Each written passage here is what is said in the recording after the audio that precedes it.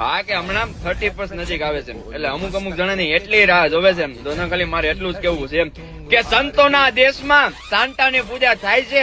અરે ભૂલી રામનવમી અહીંયા 31 ની ઉજવણી થાય છે.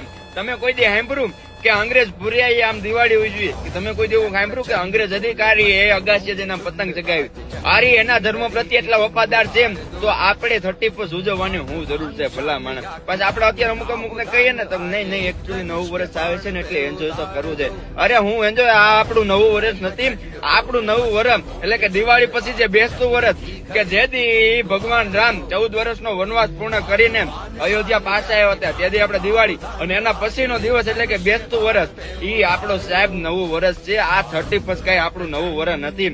એટલે હરેક સનાતનોને વિનંતી કરીશ કે મારો આ વિડીયો જેટલો બને એટલો શેર કરો એટલે લોકોમાં જાગૃતતા ફેલાય. અને અત્યારે 31 આપણું નવું વર્ષ નથી યાર.